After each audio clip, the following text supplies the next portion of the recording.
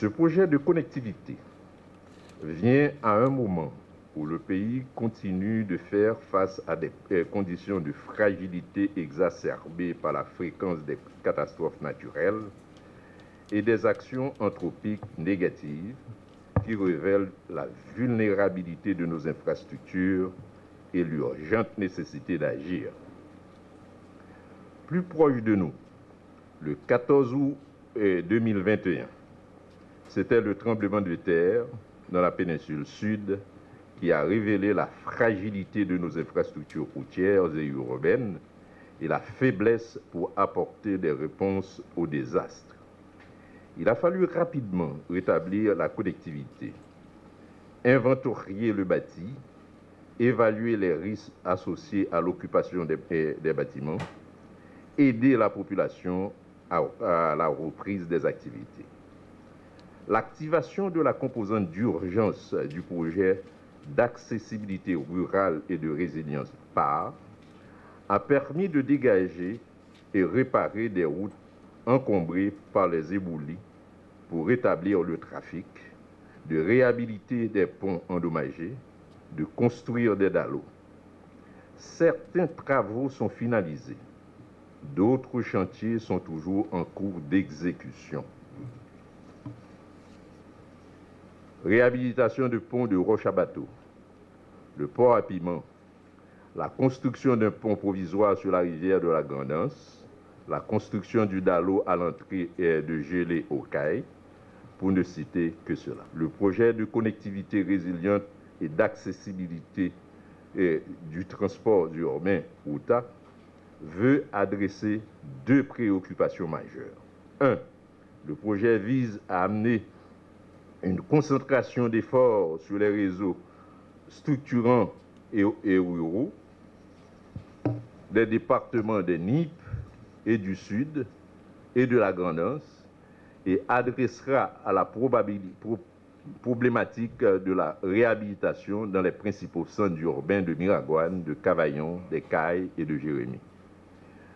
Dans sa composante 2, le projet vise à implanter des activités dans des artères des zones urbaines au Cap-Haïtien et portera un accent particulier sur l'axe Cap-Haïtien-Caracol-Terrier-Rouge.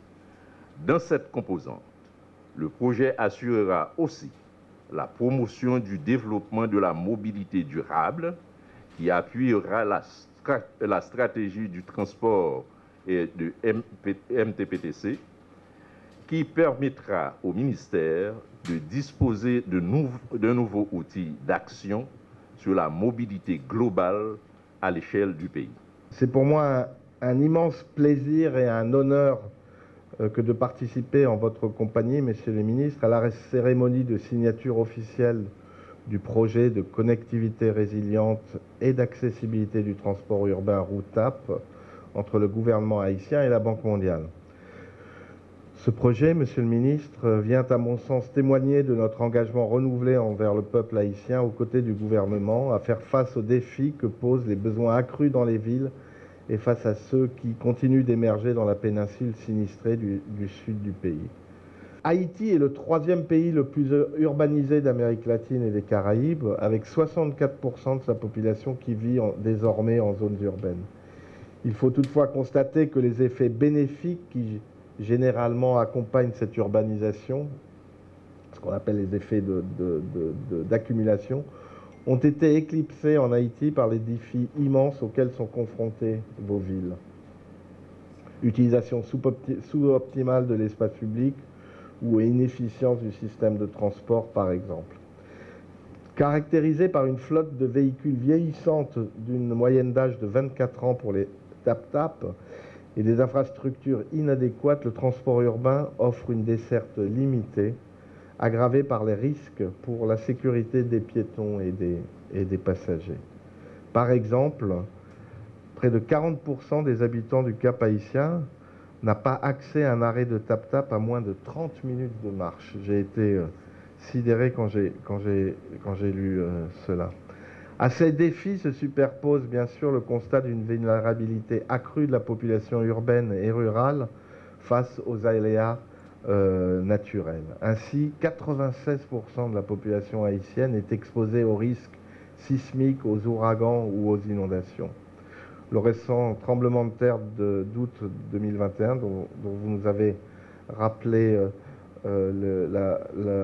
cet événement qui a frappé la péninsule sud, déjà fortement fragilisée par l'ouragan Matthew, a cruellement rappelé cette vulnérabilité des populations, mais aussi la fragilité du réseau routier et des infrastructures. C'est dans ce contexte que le projet routable d'un montant total de 120 millions de dollars financé par AIDA sera mis en œuvre par l'UCE du ministère des Travaux publics, avec comme objectif d'améliorer la connectivité rurale dans la péninsule sud. Donc c'est une composante qu'on a rajoutée à la conception initiale de ce projet, qui était un projet urbain initialement. D'améliorer, deuxièmement, la résilience climatique et l'accessibilité urbaine au Cap-Haïtien. Et 3, de renforcer les capacités institutionnelles du secteur des transports urbains. Permettez-moi de souligner, messieurs les ministres, dans mon propos 3 points importants. Le premier point concerne les bénéficiaires du projet. Si le total des bénéficiaires directs était estimé à peu près un demi-million de personnes, le projet entend toucher plus de 2 millions de personnes qui devraient bénéficier à la fois de cette connectivité restaurée dans le sud et dans le nord d'une mobilité plus fiable et plus abordable au Cap-Haïtien. Ce projet a aussi pour objectif, comme l'a rappelé monsieur le maître de cérémonie, d'appuyer la structuration et la modernisation du transport urbain à travers la formation des différents acteurs du secteur et le renforcement du dialogue avec les transporteurs. Mon second point concerne les interventions du projet. Dans la région sud, comme je l'ai dit, les interventions porteront principalement sur l'augmentation de la connectivité et de la résilience via la stabilisation de 200 km de route et la réhabilitation des points critiques de ce réseau. Dans le nord, la composante ciblant le Cap-Haïtien et le corridor nord-nord-est comprend l'amélioration des segments et intersections critiques sélectionnés du réseau du centre-ville du Cap, la remise à niveau des infrastructures piétonnes et du drainage dans les quartiers les plus vulnérables, l'amélioration de la gestion de la circulation et du stationnement. Le projet financera également de l'assistance technique en appui à la modernisation de la flotte et du circuit et à la professionnalisation du transport public. C'est avec un réel plaisir que je procède aujourd'hui avec le chef des opérations de la Banque mondiale, M. Laurent Selati, à la signature d'un accord de financement pour un montant de 120 millions de dollars américains. Ce don est destiné à financer le projet de connectivité résiliente et d'accessibilité du transport urbain, RUPTA. Cette cérémonie marque un nouveau jalon dans le partenariat fécond entre l'État haïtien et la Banque mondiale.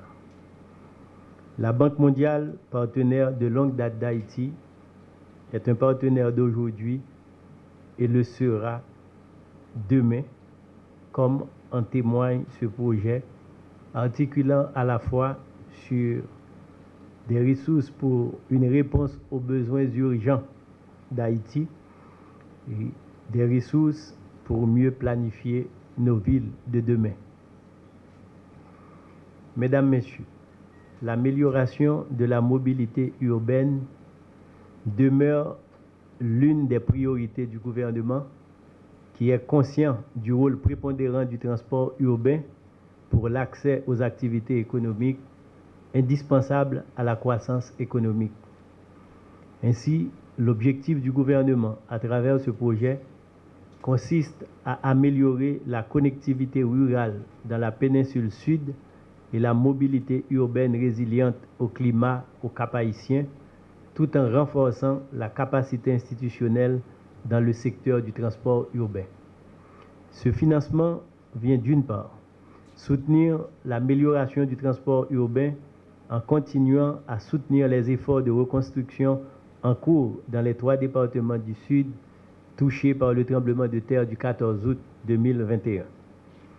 Renforcer la résilience et la connectivité dans les départements du Sud permettant ainsi d'améliorer l'accessibilité et la carrossabilité du réseau routier et faciliter le déplacement et l'accès aux opportunités et aux services pour environ un demi-million d'habitants.